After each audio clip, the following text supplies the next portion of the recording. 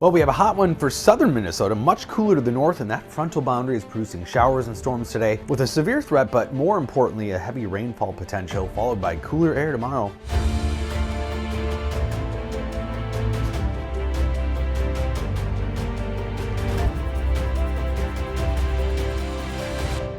So we've got a heat advisory for the Twin Cities metro area, a flood watch here for eastern Minnesota into northwestern Wisconsin, and also parts of the Duluth area in the North Shore.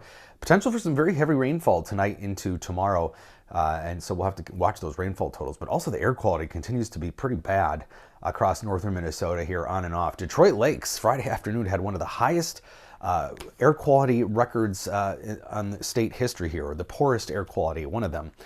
Since they've kept track of those records since 2013. Now today, this morning rather, the air quality wasn't so bad across the state, but just to the north of the border, we do have some poor air quality, and we're expecting that smoky air to move back in across northern Minnesota, so that's why the Minnesota Pollution Control Agency extended that air quality alert for northern Minnesota through 11 p.m. today. So it's not bad this morning, but we'll get worse again as we head into the midday and afternoon. Big temperature divide too. We talked about this yesterday, quite the frontier. Low to mid 90s across southern Minnesota, 60s and 70s only to the north.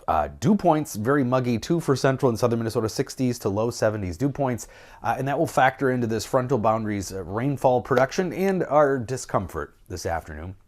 Heat index, mid to upper 90s, maybe near 100 at times. I don't think the dew points will be so bad in the afternoon, so that 100 heat index might be just out of reach, but it's going to be hot either way.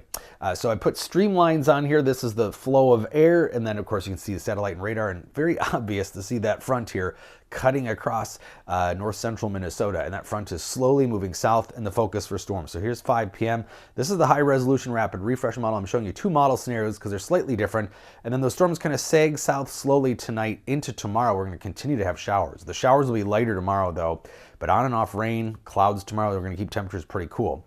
Now this is the RFS model, a little more vigorous. Still though, central Minnesota has it coming to the Twin Cities a little earlier though, maybe the 9 p.m. to midnight time frame, and then waves of showers kind of on and off tomorrow. But the rain tomorrow will be lighter than what we see late today and tonight. But yeah, it's going to make kind of a gloomy Wednesday. A little odd for mid-July to have a cloudy and rainy day where we barely hit 70 degrees. But there is a slight severe risk cutting across central Minnesota right along that front, level 2 out of 5. The Twin Cities kind of on the edge of that.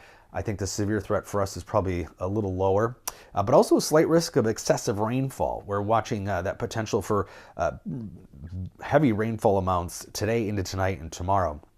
Now, when we look at a model average, pretty widespread, 1 to 3 inches, Twin Cities, north into east central Minnesota along the North Shore, northwestern Wisconsin. But when we dig deeper into some of the higher resolution models, and again, don't pay attention to exactly where. That's going to be kind of a question of where those storms develop, but pay attention to the amounts. The HRR model spitting out some 3, 4, 5 inch rainfall amounts. The RRFS too, 4, 5, maybe some 6 inch rainfall amounts. So that's why there's that flood watch. Where that happens is still a little bit of a question, probably somewhere east central Minnesota and in northwestern Wisconsin, but there's that potential for some pretty heavy rainfall. And look at these temperatures tomorrow. 60s and 70s only for highs, probably just barely 70 in the Twin Cities.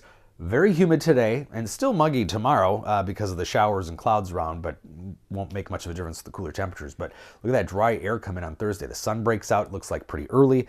By Thursday afternoon, dew points may only be around 50, 40s in northern Minnesota. That's some fall-like air.